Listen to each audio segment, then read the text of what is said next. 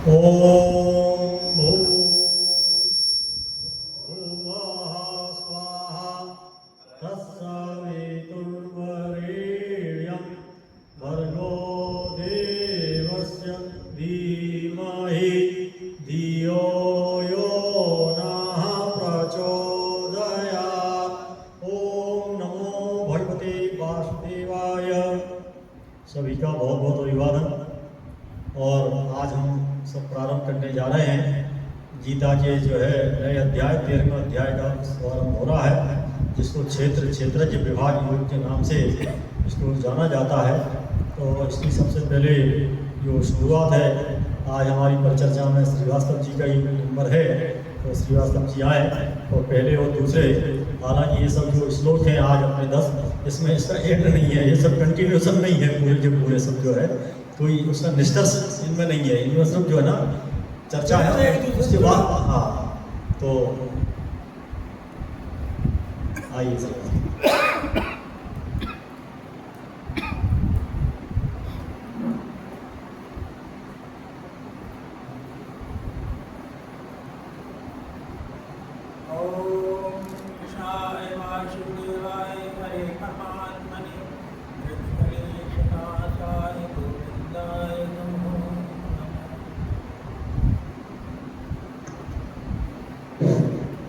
जय श्री कृष्ण।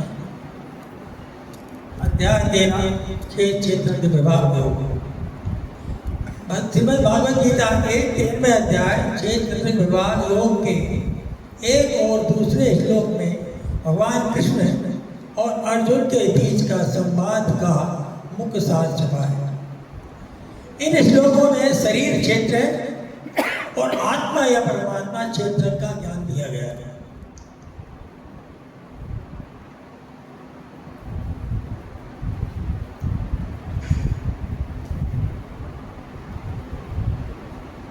इदं शरीरस्य कौन्तेय क्षेत्रम् इति अभिधीयते एतद्यो वेत्ति तं प्राहुः क्षेत्रज्ञ इति तत्।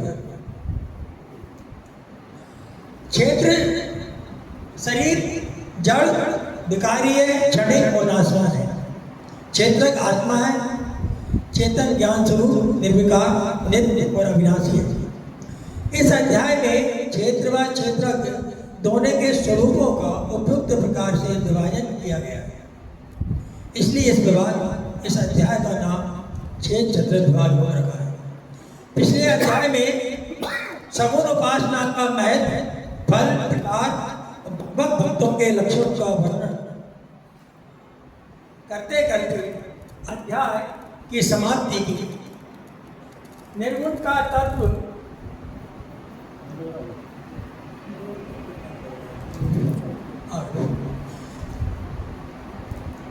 निर्गुण का तत्व, महिमा और उसकी प्राप्ति के साधनों को विस्तार पूर्वक नहीं समझाया गया।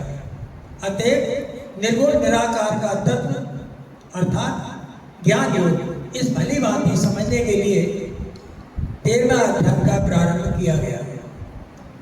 भगवान ने कहा है बुद्धिपुत्र, ये शरीर क्षेत्र कहलाता है। इस शरीर को जो भली भांति जानता है उसे तत्वज्ञानी पुरुषों ने क्षेत्र का नाम दिया। संक्षेप में क्षेत्र में नाशवान भौतिक शरीर है जिसमें हम रहते हैं, और क्षेत्रज्ञ है अमर दृष्टा आत्मा या परमात्मा है जो शरीर को अनुभव करता है। पहले अर्जुन ने कहा कि हे कृष्ण, प्रकृति एवं पुरुष, भोक्ता, क्षेत्रज्ञ तथा ज्ञान एवं ज्ञेय के विषय में के दर्शन की इच्छा कर सकता हूँ। श्लोक दूसरा है, क्षेत्रज्ञं चापि मां विद्धि सर्वक्षेत्रेषु भारत क्षेत्रज्ञो ज्ञानम तथा सारम मम। हे अर्जुन, तो सर्व क्षेत्रों में क्षेत्रज्ञ अर्थात जीवात्मा मुझे ही जानता, और क्षेत्रज्ञों को अर्थात विकार सही नहीं करती हो और पुरुष को जो दर्द से जानता है विज्ञान है, ऐसा मेरा मत है।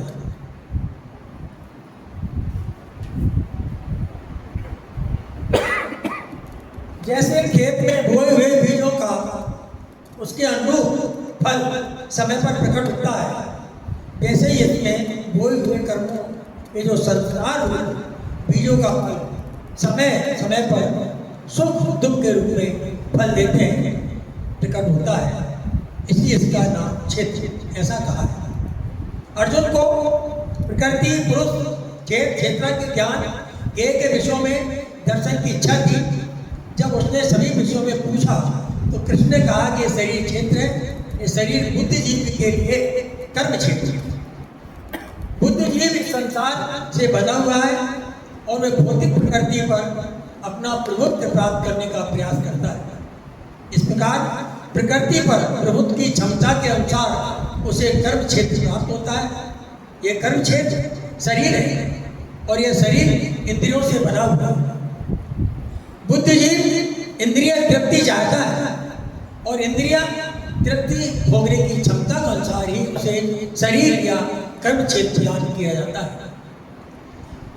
अब जो व्यक्ति आपके शरीर का माप है, क्षेत्रीय विशेषज्ञ है, क्षेत्र तथा क्षेत्र या शरीर एवं शरीर के ज्ञाता का अंतर समझना कठिन नहीं है। कोई व्यक्ति ये सोच सकता है कि बालकाल से लेकर वृद्धावस्था तक कई परिवर्तन होते हैं, फिर भी व्यक्ति वही रहता है, सिर्फ उसकी सोच ही जाती है। इस प्रकार कर्म क्षेत्र के ज्ञाता वास्तविक कर्म क्षेत्र में अंतर है। एक बुद्धिजीव यह जान सकता है उसका शरीर अलग है, जीव शरीर के अंदर है और यह शरीर बालक से किशोर, किशोर से युवा और युवा से वृद्ध के रूप में बदलता रहता है और शरीर से पता चलता है कि यह शरीर परिवर्तित हो रहा है। इस पर यह है कि स्वामी है क्षेत्र जो स्वामी है। कभी कभी हम देखते हैं कि मैं सुखी हूँ, मैं पुरुष हूँ, मैं स्त्री हूँ। ये ज्ञाता की शारीरिक पद्धतियाँ हैं, लेकिन ज्ञाता शरीर से भिन्न होता है। जैसे ही हम तरह तरह की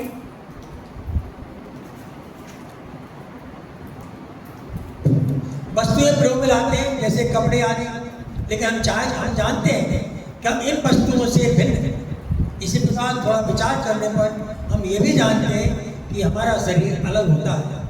मैं, तुम या अन्य कोई जिसने शरीर धारण कर रखा है वह क्षेत्र विशेषज्ञ है, अर्थात वह कर्म क्षेत्र का ज्ञाता है और यह शरीर क्षेत्र है, साक्षात कर्म क्षेत्र। राधे राधे। राधे राधे। बहुत सुंदर जो है परिचर्चा के द्वारा प्रस्तुत की गई है। भगवान ने इस उसमें वैसे विज्ञान में पढ़ाया जाता है। ये जो विषय है विज्ञान में, इसको इकोलॉजी बोलते हैं। इकोलॉजी में जो है ना यही पढ़ाया जाता है कि दो है, एक मैटर है, एक एनर्जी है। ये एनर्जी और मैटर से ही ये जो है सृष्टि का जो निर्माण, तो वहाँ उनकी शब्दावली है। यहाँ जो है भगवान ने क्षेत्र और क्षेत्रज्ञ के रूप में जो है ना इसका वो किया है। इसकी चर्चा बहुत अच्छी श्रीवास्तव साहब ने प्रस्तुत की। और अब जो है चर्चा है अपने आर्या साहब की। आर्या साहब जो है प्रस्तुत करेंगे तीसरे और चौथे।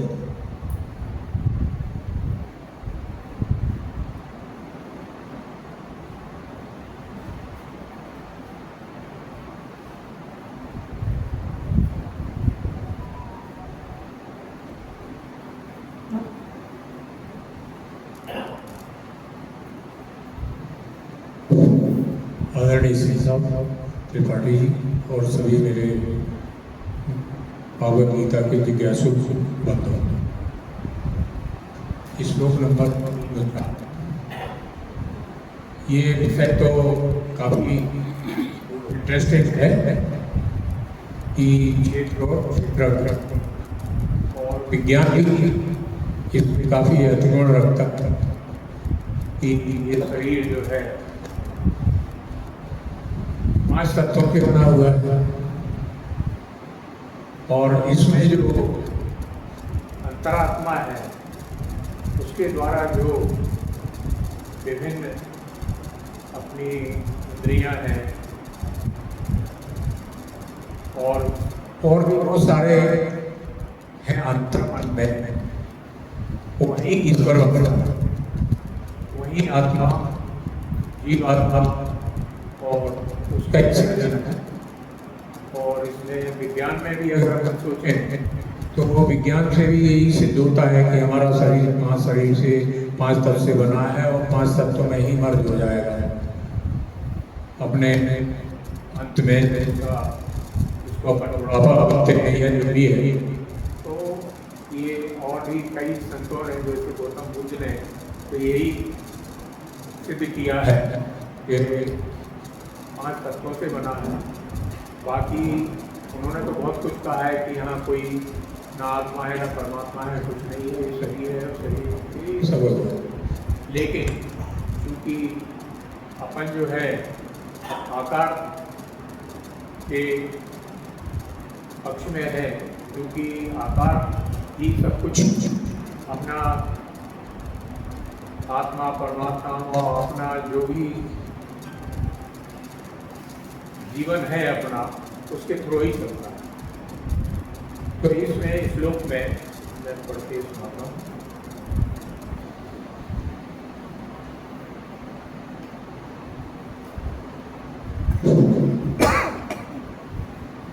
तत्र क्षेत्र यच याक्वा यद्वाकारे यतर्षयत साचायो सत्प्रभाव तत्स समासे मेष। चौथा है ऋषि वीरविधा गीतम छंदो वीर विधय पृथका ब्रह्म सूत्र पदय क्षेत्र हेमो मंद्र निर्विनिता। श्रीवास्तव जी ने काफी अच्छा वर्णन किया है।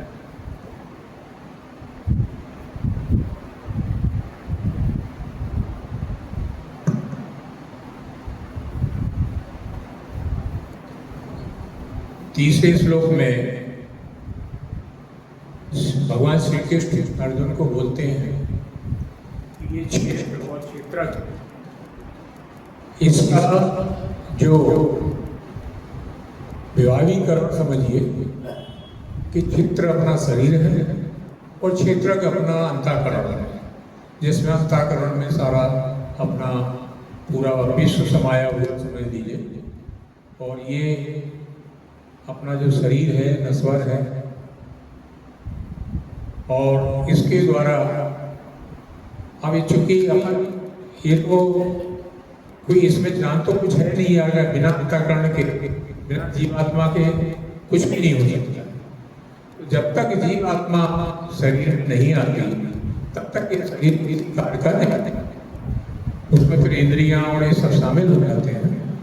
तो बड़े बड़े हमारे ऋषि मुनि ने और जितने भी हमारे ग्रंथ हैं सब उसमें भी इसका वर्णन किया हुआ है क्षेत्र क्षेत्र का।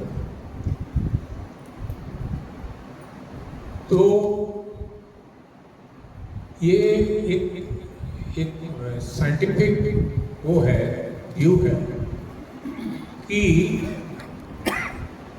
जब शरीर या बच्चा पैदा होता है या जो भी है तो उसमें शरीर में जब जीवात्मा उसी टाइम उसमें आ जाता है और शरीर चेतन हो जाता है, इंद्रियों का डेवलपमेंट होता है और सारी जितनी भी 10 इंद्रियां हैं ये सब सेंसेस होते हैं, त्वचा है, बहुत सारी चीज़ें, हाथ है, पैर है, आँख है, नाक है, ये सारी जो चीज़ें हैं वो सब उसमें व्यवस्था है। तो इसका इतना बड़ा विज्ञान है कि हम इस शरीर से और अंतःकरण से कैसे हम इंटरफेस कैसे करें।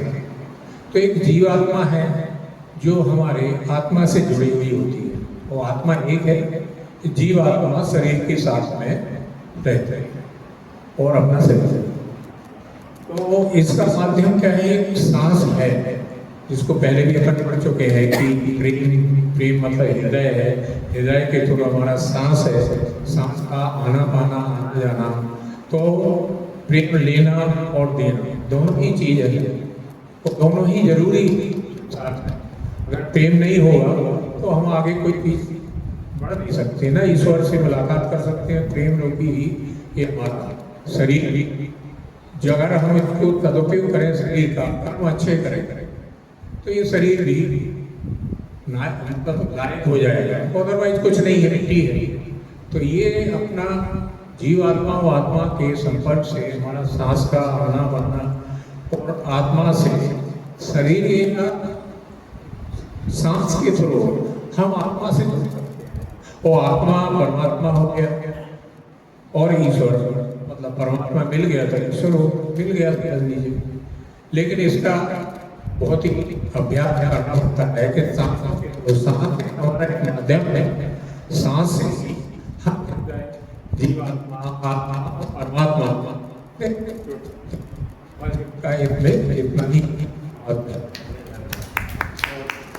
बहुत ही सुंदर आर्या साहब। तो आपने बताया कि इस शरीर से ही जो है हम क्या कर्म जो है कर सकते हैं। कर्म जो है क्षेत्र है वो अपनी गीता की शुरुआत भी क्षेत्र से हुई। धर्म क्षेत्र, कुरुक्षेत्र, यानी ये जो क्षेत्र है यहाँ इसमें धर्म क्षेत्र भी है और कुरुक्षेत्र भी है। जैसा बनाना हो, जैसा भी आर्या साहब ने स्पष्ट किया है, जैसा इसको बनाना हो वैसा ये जो है बनता है सब जो है। तो अब अगली चर्चा अपने 5वें 6वें श्लोक की है, आदरणीय प्रभाकर साहब प्रस्तुत करेंगे।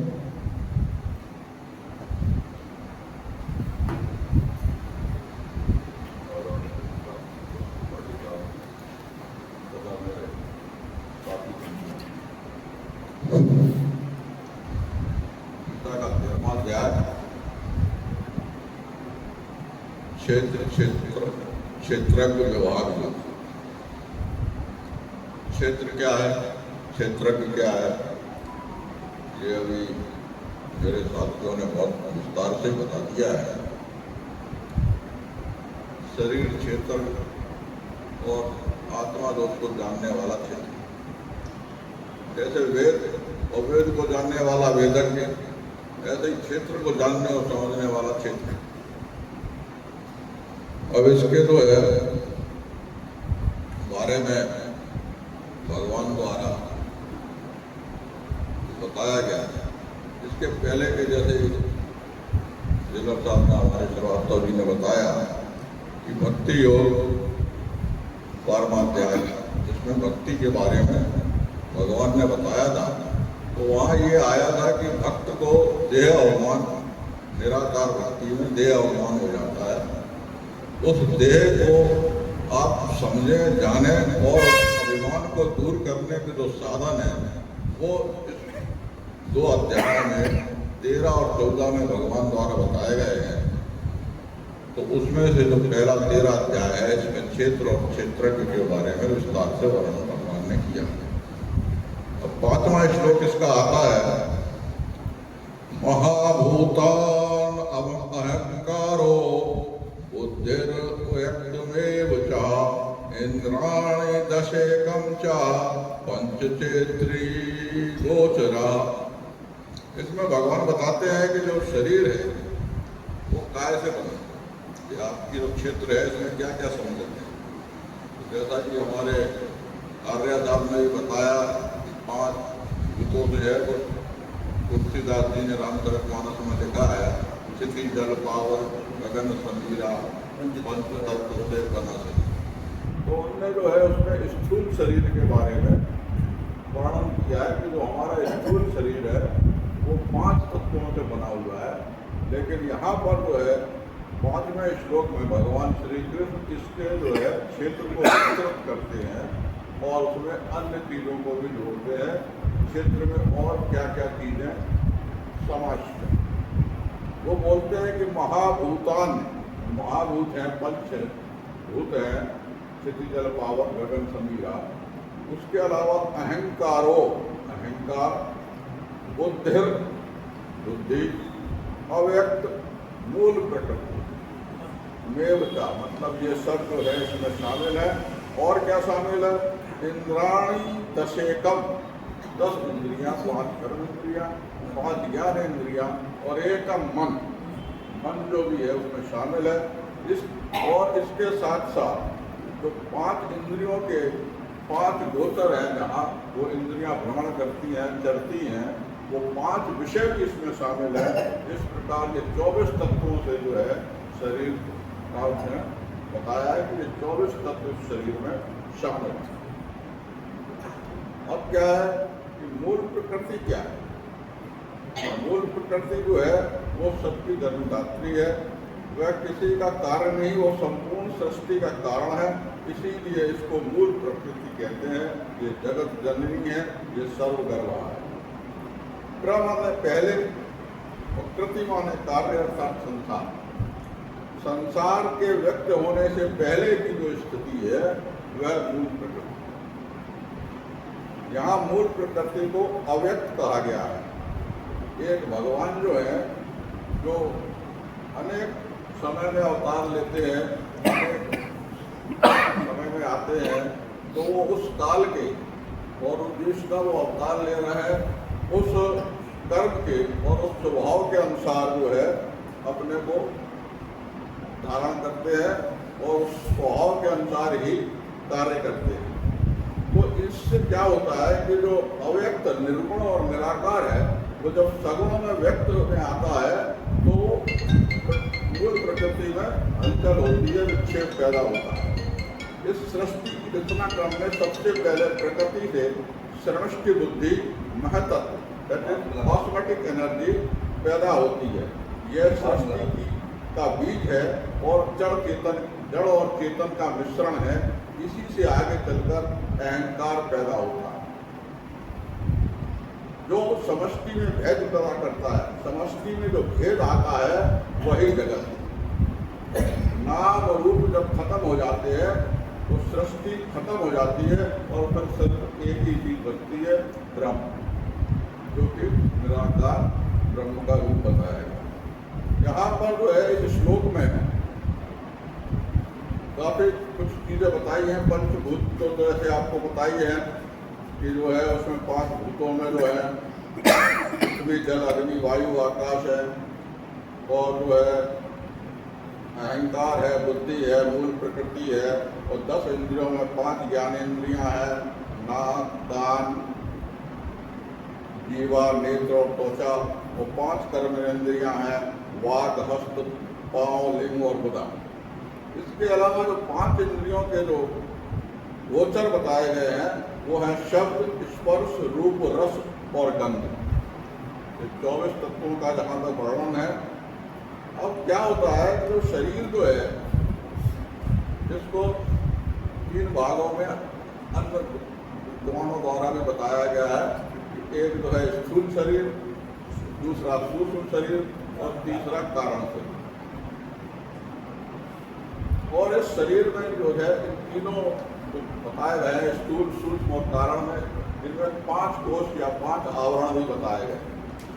अन्य कोश, प्राण कोश, आनंद कोश, और इसके अलावा विज्ञान कोश, ऐसे 5 कोश बताए गए हैं। अब होता क्या है कि जो अन्न कोश है वह स्थूल रूप जो है हमारा स्थूल शरीर है उसका वो आवरण है, और ये 5 महाभूतों से बना हुआ है। स्थूल शरीर को चलायमान रखने के लिए, गतिशील रखने के लिए, क्योंकि अन्न की आवश्यकता होती है, इसलिए इसे अन्न कोश के नाम से पुकारा गया। सूक्ष्म शरीर जो 5 ज्ञानेंद्रियां, 5 कर्मेंद्रियां और 5 प्राण, तो प्राण, आपान, व्यान, समान और उदान, ये 5 जो प्राण है, और मन और बुद्धि, इन 17 तत्वों से ये जो है बना हुआ है। और उसके बाद आता है प्राण कोश। इसमें प्राणों की प्रधानता होने से यह प्राण कोश कहलाता है। इसमें जो वायु का जो है ज़्यादा महत्व है, और ये प्राण कोश में जो है ये जीवनदायिनी शक्ति द्वारा निर्मित है। अब वो क्या शक्तियाँ हैं?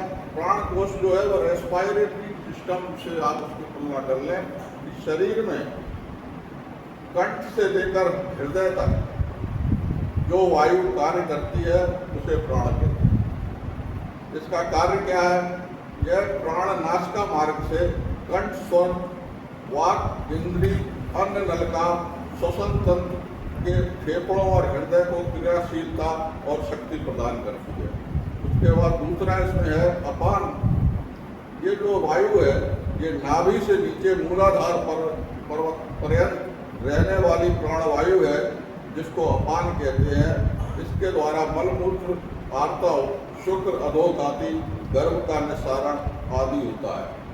तीसरी वायु जो है वो उदान है, जो कंठ से ऊपर से सिर तक काम करती है, जिसे उदान कहते हैं।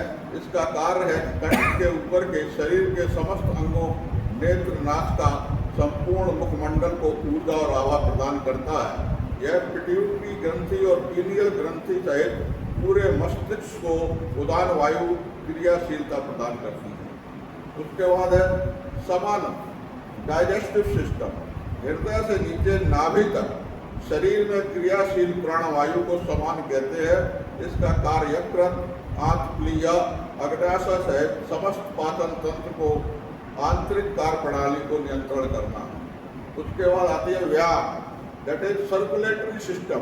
यह वायु शरीर की समस्त गतिविधियों को ऊर्जा देती है। चलना, फिरना, हाथ हिलाना, पाँव हिलाना, यह सब इसी से नियंत्रित होता है और यह खून के बहाव को नियंत्रित करती है।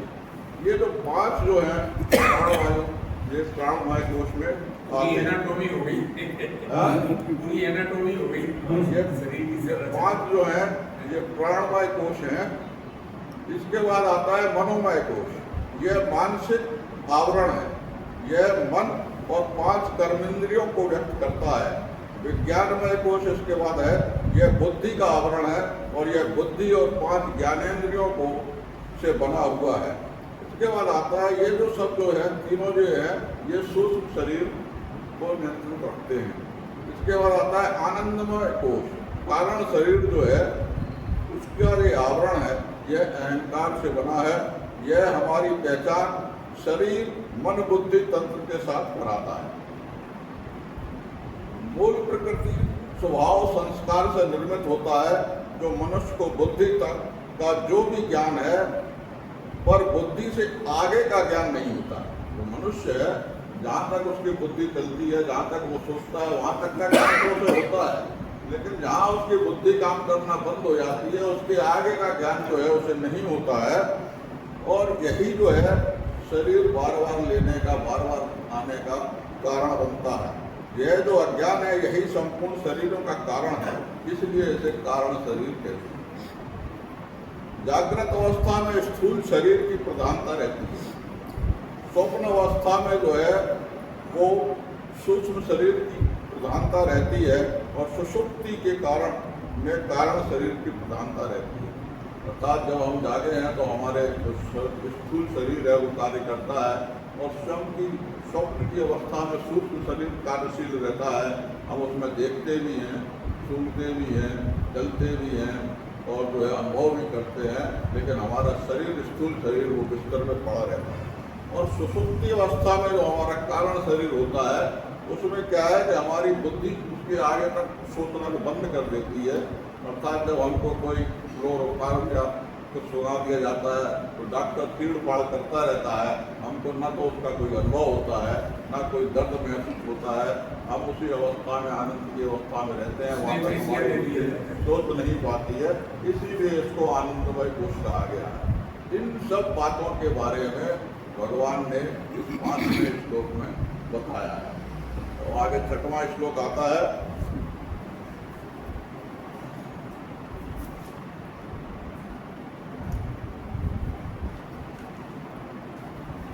इच्छा द्वेषम सुखम दुखम संघातुश्चेतना धृति एतत् क्षेत्रम समासे सविकार मुदाहृतम।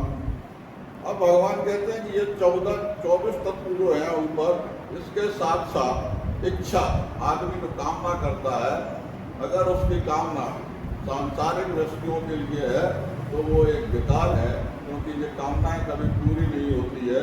वो चीज़ हमें प्राप्त हो जाने के बाद जो है फिर अगली कामना उत्पन्न हो जाती है और आदमी ऐसे ही जो है उस कामना की दौड़ में दौड़ता रहता है और हो जाता है।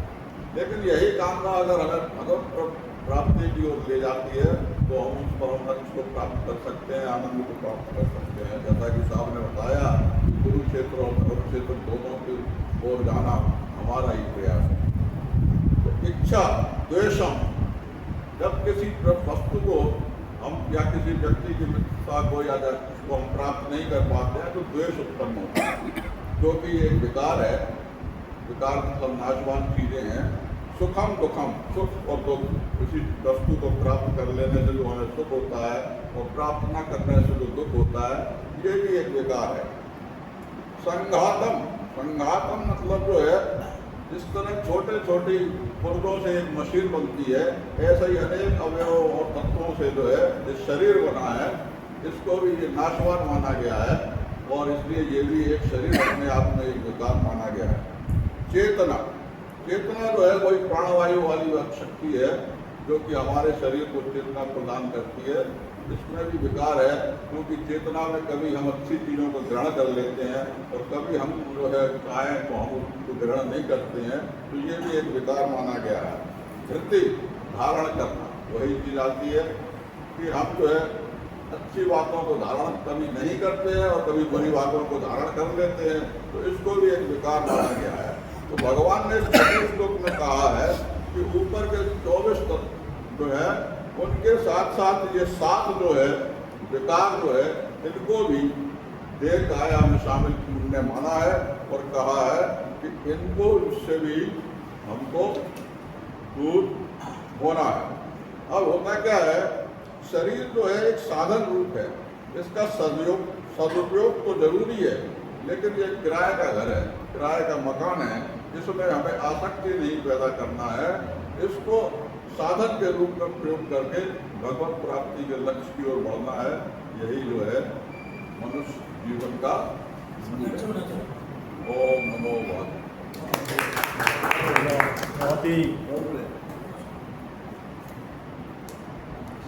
बहुत ही विस्तार से चर्चा की आपने। शेयर डाल दो क्या? बोल रहा है बोल रहा शेयर लगे। बहुत ही आदरणीय प्रभाकर साहब ने बहुत ही विस्तार से चर्चा की। चलो उसमें शेयर डाल दो क्या?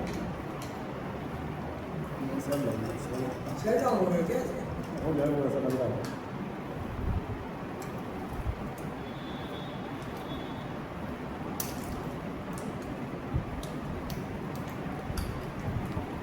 हीट भी लगी रहती है,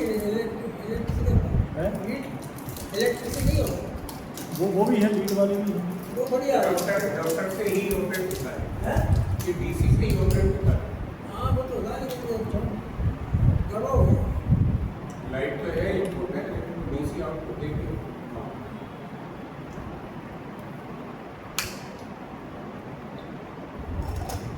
तो बैटरी काम कर रही है।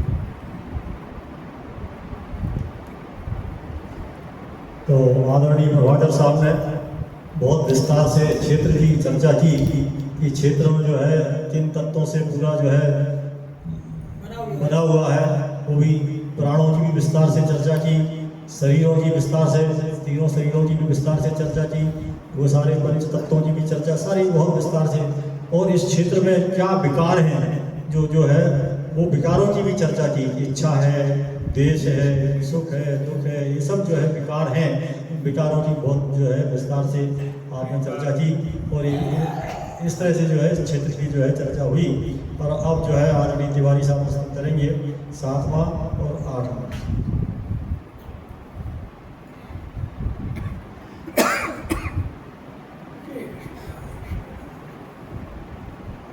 जय श्री राम। आदरणीय शास्त्र पढ़ी और सभी गीता लिखा जो 7वें और 8वें श्लोक में क्षेत्र क्षेत्रज्ञ ने लिखा है, वो हमारे प्रभाकर साहब ने पहले ही बढ़ाया।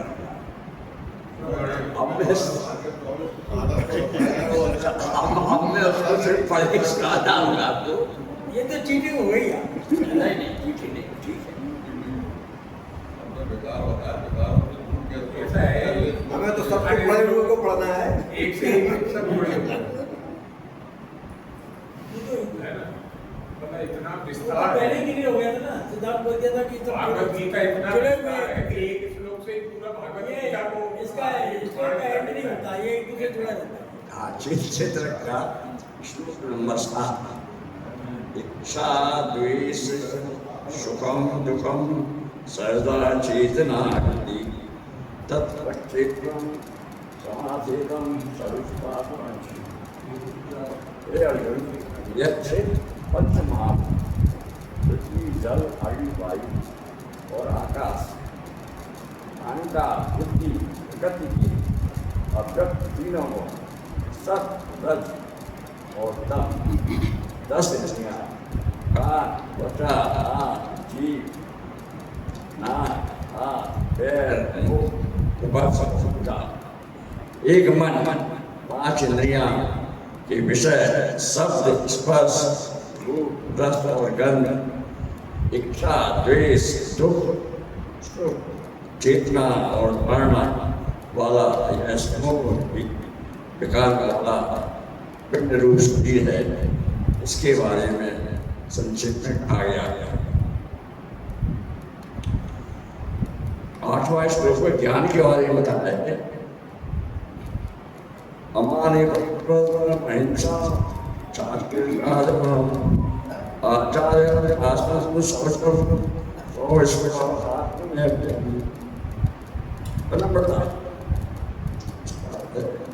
मान अपमान के भाव का न दम्भहीनता कर्तापन के भाव का न अहिंसा किसी का भी कष्ट नहीं पहुंचाने का भाव क्षमाशीलता सभी अपराधों के लिए क्षमा करने का भाव सदस्यता सत्य को न छुपाने का भाव पवित्रता मन और शरीर से शुद्ध करने का भाव गुरु भक्त श्रद्धा गुरु की सेवा करने का भाव दृढ़ता संकल्प में स्थिर रहने का भाव और आत्मसंयम इंद्रियों को वश में रखने का भाव। ये सारी चीजें जो है होनी चाहिए।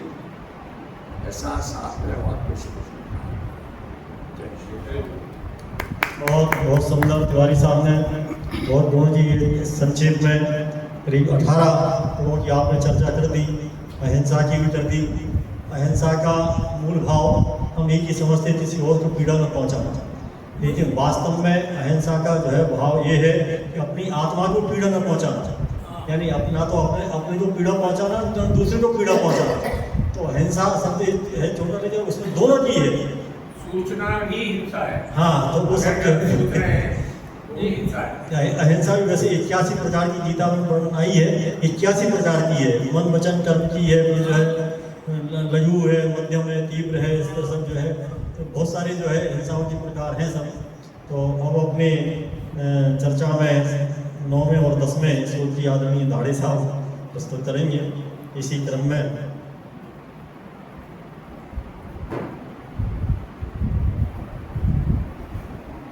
जय श्री कृष्ण।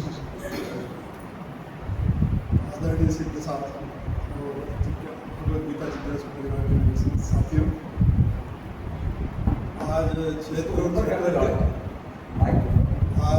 क्षेत्र और क्षेत्र के विषय पर हम लोग चर्चा करने के लिए यहाँ एकत्रित हुए हैं। जैसा कि पूर्व वक्ताओं ने सभी ने बता ही दिया कि क्षेत्र क्या होता है, क्षेत्रज्ञ क्या होता है। क्षेत्र मतलब हमारा शरीर, हमारा सूक्ष्म शरीर भी उसी में आ जाता है। और क्षेत्रज्ञ मतलब तो इन दोनों का ज्ञान है पूरी तरह से।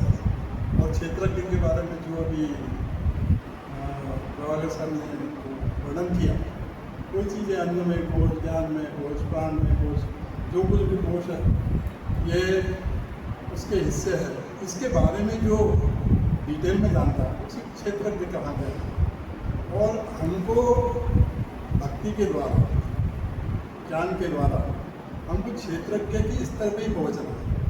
जब तक हम उस स्तर पर नहीं पहुँचेंगे हमारी मुक्ति संभव नहीं है।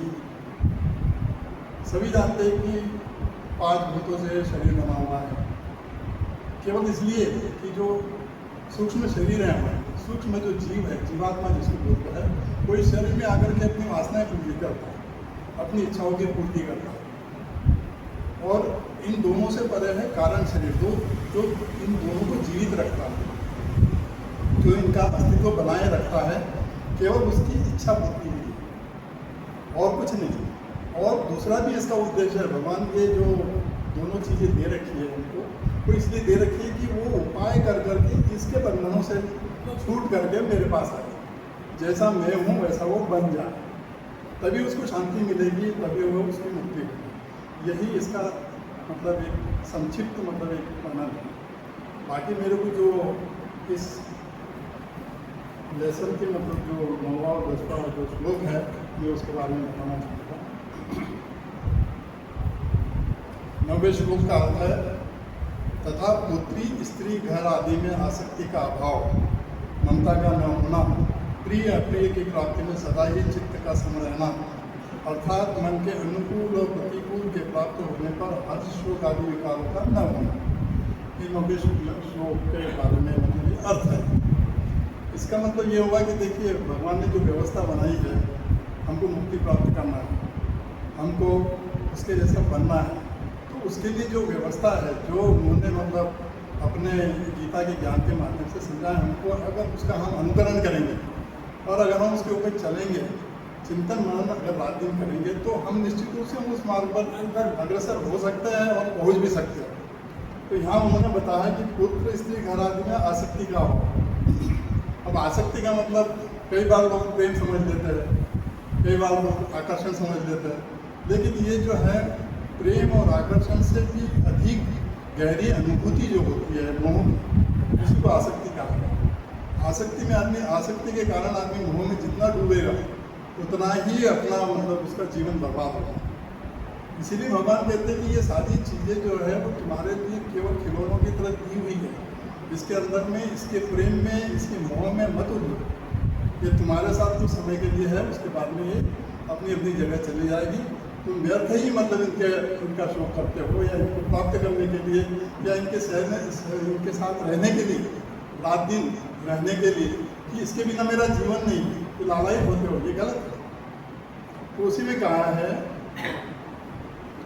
कि आसक्ति का अभाव ये नहीं होना चाहिए, ममता का न होना मतलब मोह का न होना, प्रिय अप्रिय के प्राप्ति में सदा ही चित्त का संग रहना, मतलब कोई मिल जाए, कोई नहीं मिले, कोई प्रिय हो तुम्हारा, कोई अप्रिय हो, है ना, किसी भी तरह की कोई घटना हो, किसी भी तरह की कोई वस्तु हो, उससे घृणा करना और उससे प्रेम करना, दोनों ही चीज़ें आपके लिए हानिकारक है।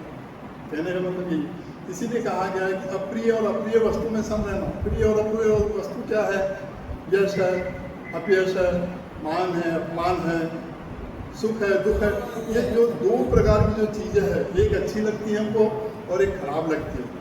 अगर आपको कोई चीज़ अच्छी लग रही है, इसका मतलब आप फंस रहे हो। अगर आपको कोई चीज़ खराब लग रही है, इसका मतलब आप फंस रहे हो। आपको दोनों चीज़ों से ऊपर निकलना है। आप आदमी पाप पुण्य में भी फंस जाता है, अच्छे कर्म इसलिए करता है कि मेरे को पुण्य मिलेगा, ये भी फंसने की ही विधा है। आपको इससे भी निकलना पड़ेगा। आपको कोई भी काम पुण्य के लिए नहीं करना है। अपने ये हो सकता है कि आपका परमार्थ हो, लेकिन इसमें आपका एक वो क्या बोलते हैं, एक आकर्षण छिपा रहता है कि आपको स्वर्ग मिले, आपको अच्छा जीवन मिले। लेकिन परमात्मा ये कहते हैं कि कोई भी जीवन आपके लिए अच्छा नहीं है, चाहे देवता का ही जीवन हो, आपके लिए वो भी अच्छा नहीं है। आप देवता बन जाओ अच्छे कर्म कर करके, लेकिन वो भी आपका फंसना ही है इस संसार चक्र। दोनों ही चीज़ें भगवान ये कहते हैं, भगवान श्री कृष्ण कहते हैं कि सारी चीज़ों को छोड़ करके मेरे शरीर में आने की बात कर रहा हूँ।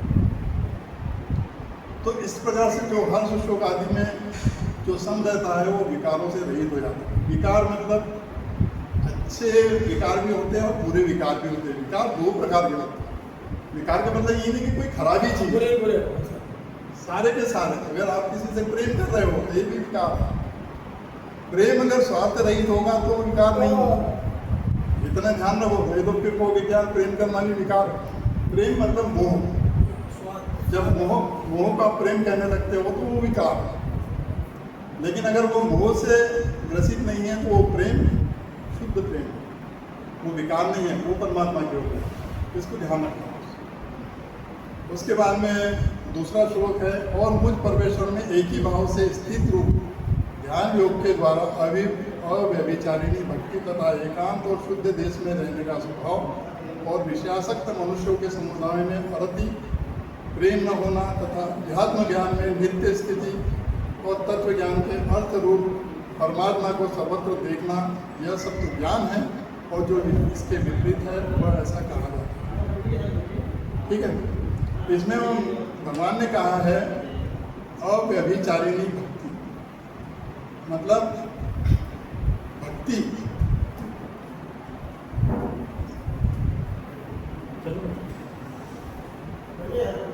भक्ति जो है केवल एक परमात्मा के साथ हो सकती है और दूसरी किसी के साथ नहीं हो सकती। अगर उसमें कोई दूसरी चीज मिला दी, जैसे भगवान आप परमात्मा की पूजा कर, मतलब रास्ते पर आगे बढ़ रहे हो और मुक्ति के मार्ग पर चल रहे हो, तो फिर आप 17 प्रकार की चीज़ें आपके दिमाग में नहीं आना चाहिए कि जैसे मंदिर में भी जाना है, ये भी करना है, वो भी करना है, गणेश जी की भी पूजा करना है, विष्णु की भी करना है, और तीर्थ भी जाना। ये सारी चीज़ों से तुमको परे जाना पड़ेगा। जब आप परमात्मा की पूजा करते हो तो आपको उसी के मार्ग पे चलना पड़ेगा, और एक लक्ष्य, एक परमात्मा के सिवा दूसरे का सोच आपके दिमाग में नहीं होना चाहिए। ठीक है, आपका शरीर है तो आप तीर्थ में भी जाओगे, मंदिर में भी जाओगे, सब जगह जाओगे, लेकिन आपको उस सारी की सारी जगह पे केवल परमात्मा को ही देखना है जो आपका लक्ष्य है। आप इस चीज़ को निश्चित कर लीजिए। अगर आपने ये निश्चित नहीं किया ना तो फिर आप दूसरी जगह जाओगे तो भटक जाओगे और आपकी भक्ति व्यभिचारिणी हो जाएगी। तो अव्यभिचारिणी भक्ति का मतलब भगवान ने यही बोला है कि और किसी चीज़ का चिंतन आपके दिमाग में नहीं होना चाहिए, और किसी चीज़ से जुड़ने का भाव आपके अंदर नहीं होना चाहिए, और किसी चीज़ का लालच आपके अंदर नहीं होना चाहिए। तो ये कहा। और ऐसा व्यक्ति जिसको एकांत अच्छा लगता हो, यहाँ पे बहुत गहरी बात है। कई बार मतलब डॉक्टर बोलते हैं कि अकेले नहीं रहना चाहिए, आदमी को समूह के अंदर रहना चाहिए, सभी लोगों के बीच में रहना चाहिए, क्योंकि अकेला आदमी रहेगा तो डिप्रेशन में चला जाएगा। लेकिन अध्यात्म उल्टा कहता है, अध्यात्म ये बोलता है कि आपको एकांत भी होना चाहिए, और जो समूह है, जो वासनाओं से ग्रसित लोग हैं, जो बुरे संसार में पड़े हुए हैं, उन लोगों के समूह से दूर रहने की भगवान यहाँ पे ये सचेत कर रहा है कि ऐसे समूह से आपको दूर रहना। बताइए कितना अलग चीज़ है। तो एकांत में रहना, आजकल आदमी ऐसा हो गया है कि अकेला रह नहीं सकता। जब भी वो अकेला घर में होता है ना तो उसका बेचैनी होने लगती है और वो सीधा भागता है कि मेरे को कोई मित्र मिल जाए, 4 साथी मिल जाए, मेरा टाइम कट जाए, ये वाली बात है। लेकिन भगवान की भक्ति में जो आदमी लग जाता है तो वो एकांत का रस उठाने लगता है, तब उसको एकांत में डर नहीं लगता, तब उसको किसी भी साथी की जरूरत नहीं पड़ती, किसी समूह की या लोगों के झुंड की जरूरत नहीं पड़ती अपने जीवन में आनंद लाने की। उसका आनंद तो एकांत में उसको अपने प्रभु के साथ मिलता है, क्योंकि अपने प्रभु का जो स्मरण है और अपने प्रभु की जो अनुभूति है वो एकांत में ही हो सकती है। इसीलिए कई साधक लोग, कई ज्ञानी लोग एकांत में जाते हैं और अपने ध्यान में मस्त रहते हैं। तो वो एकांत प्रियता जो है वो आना मनुष्य में बहुत जरूरी है। एकांत से आपको डरना नहीं है। हाँ, एकांत प्रिय होना और अकेलेपन का शिकार होना, दोनों में अंतर है। अकेलेपन का शिकार ये दुनियादारी का चक्कर है। अगर आप दुनियादारी में पड़े हुए हो तो फिर आप अकेलेपन के शिकार हो जाओगे, आप एकांत में नहीं रह पाओगे। ये बिल्कुल सत्य है। अगर आपको एकांत प्रिय होना है तो आपको भगवान के शरण में जाना ही पड़ेगा। जिस दिन आप भगवान के शरण में चले जाएंगे तो आपको एकांत पसंद आएगा, आपको अपने साथ खुद के साथ रहना पसंद आएगा। और जिस दिन आप अपने खुद के साथ रह करके संतुष्ट हो गए, अब आपको किसी चीज़ की जरूरत नहीं, समझ लो आप परफेक्ट हो।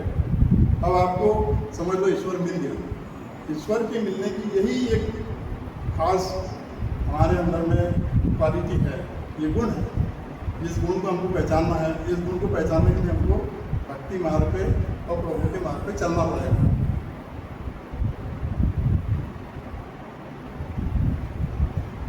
तथा अध्यात्म ज्ञान में नित्य स्थिति और तत्व ज्ञान के अर्थ रूप परमात्मा को सर्वत्र देखना, यह तो सब ज्ञान है।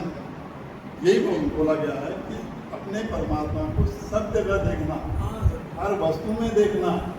ऐसी कोई वस्तु नहीं है कि जिसमें परमात्मा नहीं है। परमात्मा से अलग कोई भी चीज़ नहीं है। अंत समय में अगर आपको मैं बात बताऊँ, अंत समय अगर आपको लेने के लिए अगर हिंदूत आ जाए, अगर यमराज आ जाए, तो आपको क्या देखना? भगवान देखना भाई, आपको उसमें भी भगवान देखना। भगवान देखना। आपकी आदत इस तरह से बन जाए कि आप हर चीज में परमात्मा को जब देखने लगोगे तो अंत समय में जो भी आपके सामने आएगा, वो भगवान देखेंगे। जो भी आपकी चेतना में आएगा, वो भगवान के स्वरूप का अलावा कुछ नहीं है। और जैसे ये भाव आएगा, आप शांति से रहोगे, आपके अंदर में बेचैनी नहीं आएगी। और अगर ये चीज़ नहीं रही, ये भाव नहीं रहा आपके अंदर, तो निश्चित जानिए कि अंत समय में आप बेचैन रहोगे, चिंतित रहोगे और रोगे। रोने के अलावा कोई चारा नहीं। इसलिए प्रभु की भक्ति इसलिए जरूरी है कि वो हर चीज़ में आपको परमात्मा को दिखाता है। मेरे ख्याल से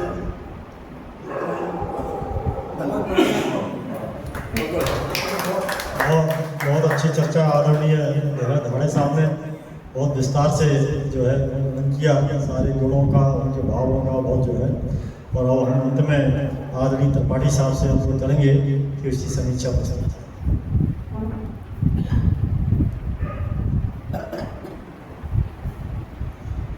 ओम श्री परमात्मने नमः। श्रीमद् भगवद गीता अथ त्रयोदशोऽध्याय। श्री भगवान उवाच इदं शरीरं कौन्तेय क्षेत्रमित् विधीयते एतद्यो वेति तं प्राहुः क्षेत्रज्ञ इति तद्विदिः क्षेत्रज्ञै चापि मां विद्धि सर्वक्षेत्रेषु भारत क्षेत्र क्षेत्रज्ञयोर्ज्ञानै यत्तज्ज्ञानं मतं मम तत्क्षेत्रै यच्च यात्रच्च यद्विकार यतश्च यत् स च यो यत् प्रभावश्च तत्समासेन मे शृणु ऋषिभिर्बहुधा गीता छन्दोभिर्विविधैः पृथक् ब्रह्मसूत्रपदश्चैव हेतुमद्भिर्विनिश्चितैः महाभूतान्यहङ्कारो बुद्धिरव्यक्तमेव च इन्द्रियाणि दशैकैः च पञ्चचेन्द्रियगोचरा इच्छा द्वेषसुखं दुःखं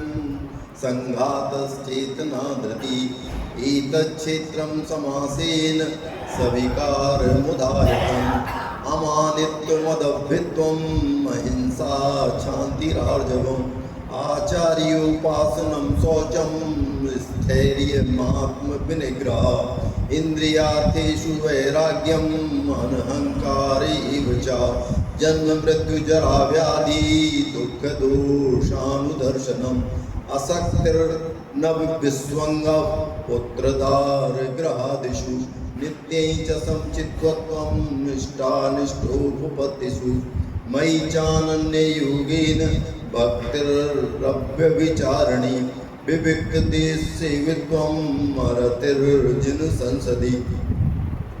आज के इस अध्याय में बड़ी गूढ़ तत्व का विवेचन है।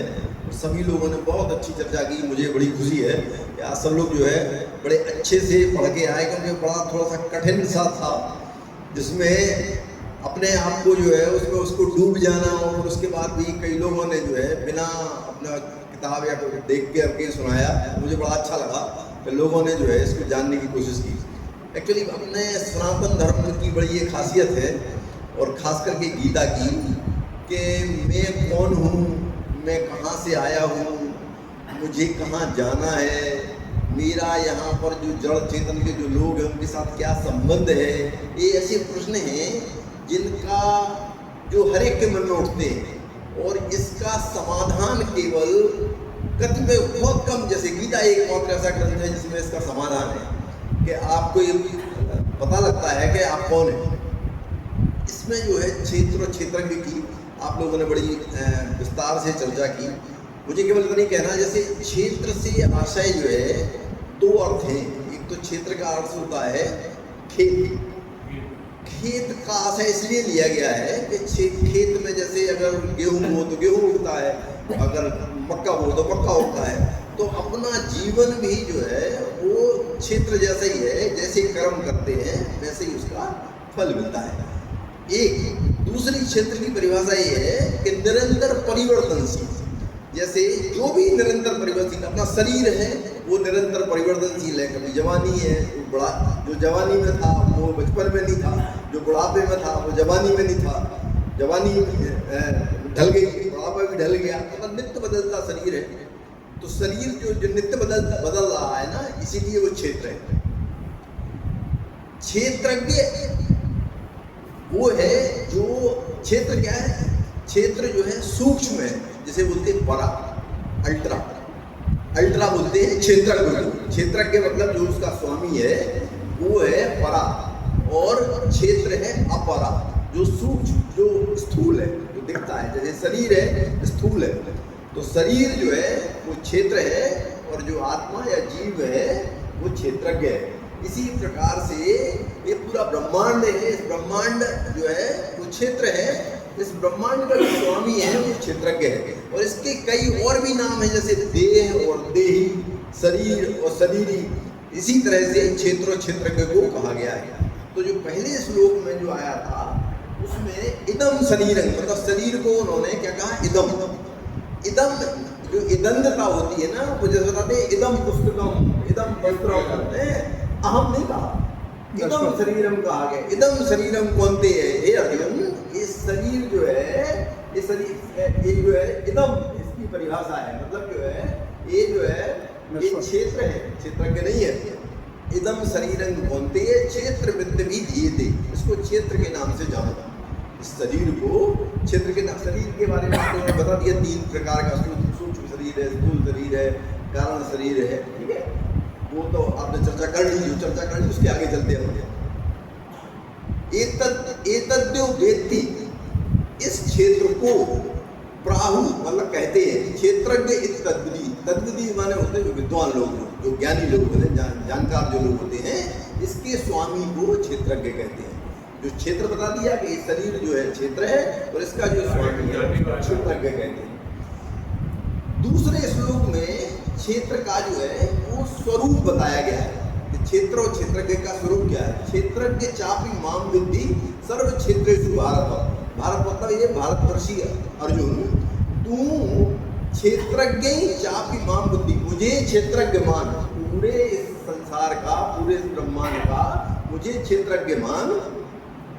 यह क्षेत्र क्षेत्रज्ञ और ज्ञान, क्षेत्र और क्षेत्रज्ञ का जो ज्ञान है मेरे मत में, ये दूसरे लाइन का पहले अपने को समझना है कि जो क्षेत्र और क्षेत्रज्ञ का जो ज्ञान है मेरे मत में, उस क्षेत्र, उस संपूर्ण क्षेत्र का क्षेत्रज्ञ तो मुझे मान। अब तीसरे श्लोक में क्षेत्र और क्षेत्रज्ञ के विभाग दिए हुए हैं। इसमें 2 चीजें, एक तो होता है स्वरूप, दूसरा होता है उसका स्वभाव, और दूसरी होती है मूल प्रकृति। एक्चुअली अगर इसको समझना है, शुरुआत में क्षेत्र और क्षेत्रज्ञ के विभाग बता दिए, फिर इसके आगे वाले श्लोक में विकार बता दिए कि विकार क्या है, और फिर उन विकार के निराकरण के बारे में आगे के लास्ट के 4 श्लोक उसके बारे में। तो 2 तरह की चीजें हैं, एक तो होती है प्रकृति, दूसरी होती है विकृति, और दूसरी होती है प्रकृति और विकृति का मिला जुला। तो जो कहा गया है, जैसे बताया था कि अनात्म, जो अव्यय अविनाशी तत्व जो है, जो मूल प्रकृति है, वो प्रकृति है, वो ओरिजिनल चीज है जो व्यक्ति के शरीर में है। उसमें जो जैसे इच्छा, द्वेष, सुख, दुख, जो बहुत सारे विकार बताए थे, ये सब विकृति है। ये इच्छा, द्वेष, जितने भी विकार हैं, ये जिनसे उत्पन्न हुए हैं, 5 महाभूत से, 10 इंद्रियों से, 5 इंद्रियों के गोचर से, जिनसे भी उत्पन्न हुए हैं, वो भी प्रकृति और विकृति दोनों हैं। इसलिए क्योंकि वो इच्छा द्वेष के जनक हैं, इसलिए विकृति है, और प्रकृति इसलिए है क्योंकि वो मूल रूप से जो प्राकृतिक जो तत्व है उससे आए हैं। तो एक कुछ तत्व प्रकृति है, कुछ तत्व विकृति है, और कुछ प्रकृति और विकृति के मिले जुले।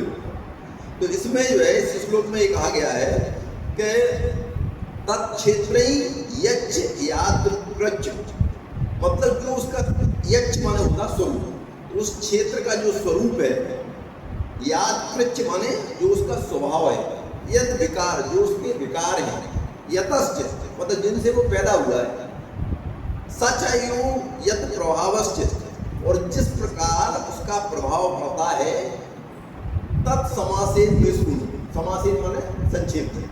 अब भगवान ये कह रहे हैं कि जो उसका स्वभाव है, जो उसका स्वरूप है, जो उसका प्रभाव पड़ता है, वो उसके बारे में मैं आगे बता रहा हूँ। तो चौथे श्लोक में इसके बारे में ये कहा गया है कि जो विभिन्न वेद हैं, ग्रंथ हैं, उसमें जो शरीर शरीरी, देह देही, क्षेत्र क्षेत्र के बारे में कहा गया है, तो ऋषियों ने गीतों में, छंद में, छंदों विविध पृथक ब्रह्मसूत्र के पदों में इसके बारे में क्षेत्र और क्षेत्रज्ञ का वर्णन किया है।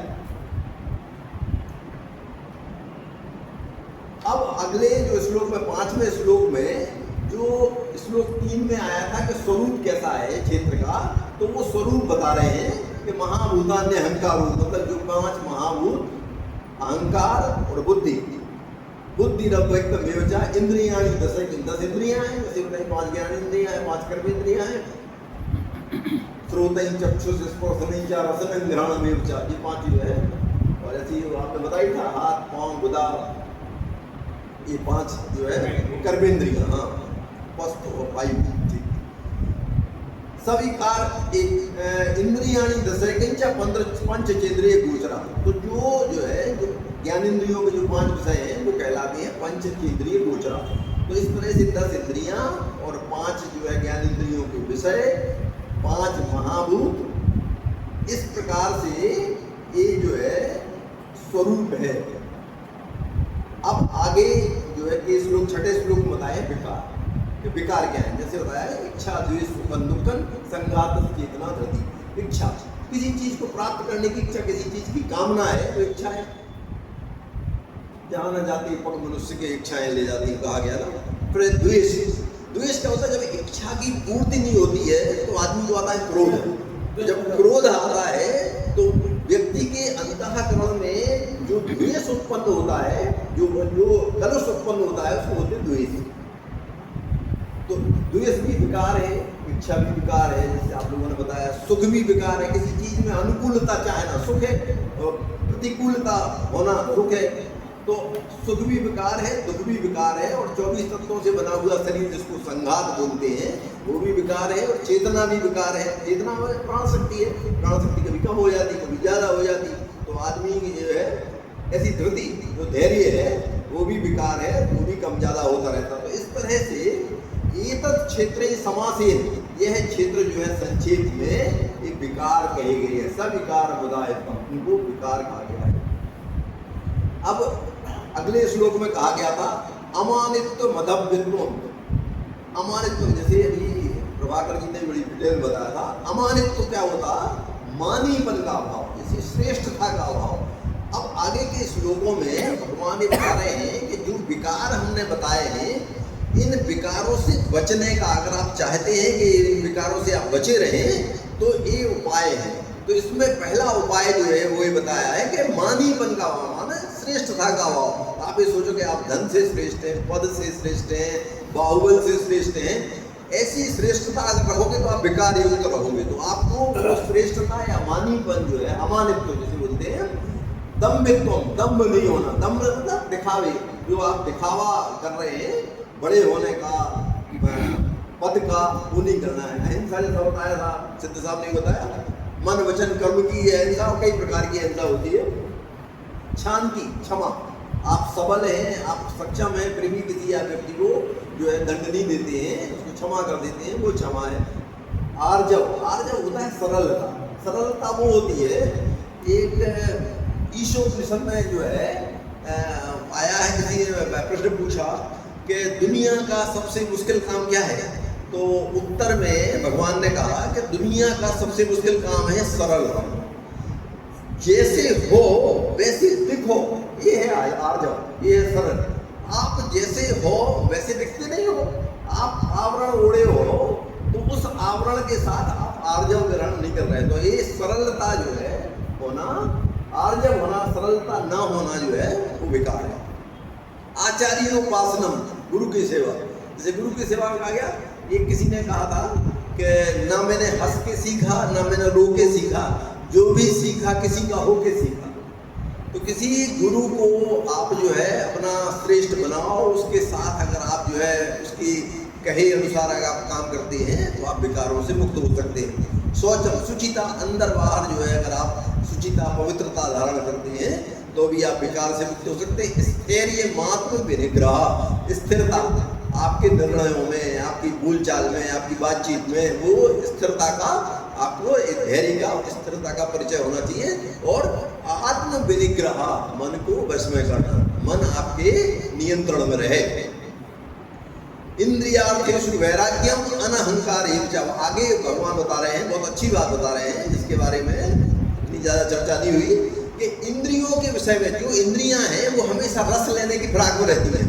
श्रोत नहीं, चक्षुष, स्पर्श नहीं, रसनं, घ्राण, मेविचा, ये 5 इंद्रियां हैं, वो हमेशा विषयों में आसक्त रहती हैं। उनके जो काम हैं उनसे जो है जुड़ी रहती हैं, और उनमें वैराग्य होना सबसे बड़ी जो है विकार को हटाने का कारण है। अनहंकार, अहंकार से रहित होना। जन्म मृत्यु जरा व्याधि, जैसे ये बताया कि ये सब कष्ट के कारण है। जैसे जन्म के बारे में कहा गया है कि जब बच्चा जन्म लेता है तो बहुत पीड़ा होती है, बच्चे को भी पीड़ा होती है, माता को भी पीड़ा होती है। जरा मृत्यु, जैसे कहते हैं कि जब मरता है तो वो हजारों बिच्छुओं के डंक जैसा जो है उसको जो है महसूस होता है। मृत्यु भी जो है पीड़ादायक है। जरा, बुढ़ापा भी पीड़ादायक है। व्याधि, कोई रोग हो जाए वो भी पीड़ादायक है। तो इन जन्म मृत्यु जरा व्याधि दुख दोषानुदर्शनम, और दुख जो है, दुख में 2 प्रकार हैं। एक तो है कि दुख का भोग, और दूसरा होता है दुख का साधन। दुख का भोग ऐसा होता है कि अगर आपको कोई दुख आया, बहुत सारी चीजें, बीमारी आई, दुख आया, और आपको जो है उस दुख से मुक्त होकर के सुख की लालसा हो, वो कहलाता दुख भोग। मतलब आपकी इच्छा ये है कि जल्दी से जल्दी चला जाए और फिर इसके बाद मैं आनंद करने लगूं, तो ये होता है दुख भोग। और दुख का साधन ये होता है कि जब दुख आए तब आप परमात्मा को याद करो और उस दुख का कारण देखो कि ये दुख मुझे क्यों आया है। जैसे गीता में लिखा है कि कार्यकरण कर्तव्य हेतु प्रकृति रुच्यते, पुरुष सुख दुखानाम भोक्तव्य हेतु रुच्यते। मूल प्रकृति जो है वो दुख रहित है, और जो भी पुरुष को सुख या दुख होते हैं उसका कारण जो है प्रकृति में आई हुई प्रकृति। इसी अध्याय के आगे के श्लोकों में ये है। तो उसका जो है दुख का भोग करने के बजाय दुख के कारण, दुख का संबंध और दुख मिटाने के उपाय यदि आप करते हैं तो आप विकारों से मुक्त हो सकते हैं। फिर है असक्ति नभिस्वंग। अभिस्वंग क्या होता है? अभिस्वंग होता है कि शरीर पर जो है माने हुए संबंध, शरीर जो जैसे पुत्र दार ग्रह दिशु कहा गया ना, कि जो बहुत सारी चीजें हैं आसक्ति वाली चीजें, उनका जो शरीर के साथ संबंध है उससे शरीर पर जो प्रभाव पड़ता है उसको बोलते हैं विस्वंग। और आप पे वो प्रभाव ना पड़े वो कहलाता है अनभिस्वंग। पुत्र दार ग्रह दिशु, पुत्र माने लड़का, दार माने पत्नी, ग्रह माने घर। पत्नी, लड़के और घर, इनकी वजह से जो है जो आपके शरीर पर प्रभाव पड़ता है, जो आपकी अभिलाषाएं जागृत होती हैं, नित्य समचित्तत्वम इष्टानिष्टोपपत्तिषु। नित्य लगातार, समचित्तत्व माने सम रहे, चित्त से, मन से सम रहे। काय में? इष्टा में, निष्ठोप में, अनिष्ट में। इष्ट में, अनिष्ट में, चाहे आपका अभीष्ट सिद्ध हो चाहे आपका अभीष्ट सिद्ध ना हो, दोनों में अगर आप मन के अनुकूल या प्रतिकूल का नहीं होते हैं, समचित्त तो रहते हैं, तब आप विकारों से मुक्त हो सकते हैं। और लास्ट का जो श्लोक आज का है वो भी विकार से मुक्त रहने का है। मयि चानन्य योगेन, मतलब अनन्य रूप से भगवान की भक्ति।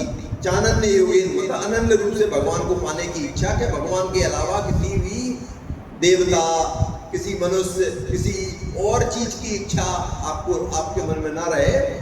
भक्तिर अव्यभिचारिणी, अपना संबंध केवल जो है भगवान से ही माने कि हम भगवान के हैं और भगवान हमारे हैं, साधन भी भगवान है और साध्य भी भगवान है, दोनों चीजें अगर मानी। विविक्त देश सेवित्वम, इसके बारे में कहा गया है कि एकांत में रहने का स्वभाव, इसका कोई शाब्दिक अर्थ ही नहीं है कि वन में जाके रहने लगे, लेकिन इसका मतलब है एक ही तत्व का चिंतन, परमात्मा का चिंतन अगर करते हैं तो वो उसको विविक्त देश से उसको कहते हैं कि न शरीर से मतलब है न संसार से मतलब है, केवल एक ही तत्व परमात्मा से मतलब है, तो उसको बोलते हैं विविक्त देश सेवित्वम। मतलब आप अनन्य रूप से अरतिर्जन संसदी, रति, रति माने प्रेम, जिस किसी से प्रेम ना हो, जन समुदाय से, संसदी जन समुदाय में संसार के प्रति कोई ज्यादा कोई रुचि ना हो, संसार से विरक्ति हो, तो ऐसा करने से जो विकार हैं शरीर में उनसे दूर हुआ जा सकता है। ओम पूर्णमदः पूर्णमिदं पूर्णात् पूर्णमुदच्यते पूर्णस्य पूर्णमादाय पूर्णमेवावशिष्यते। हरि ओम तत्सत्, हरि ओम तत्सत्, हरि ओम तत्सत्। बहुत बहुत आभार, बहुत बहुत धन्यवाद आदरणीय रखवाणी साहब। सभी श्लोकों की जो है समीक्षा बहुत स्पष्ट तरीके से आपने प्रस्तुत की, बहुत बहुत जो है, और हम सब अब शांति पाठ करेंगे। ओम द्यौः शांति रन्तरिक्षध्वं शांति पृथ्वी शांति रापः शांति रोषधयः शांति वनस्पतयः शांति विश्वे देवाः शांति ब्रह्म शांति सर्वगं शांति शांतिरेव शांति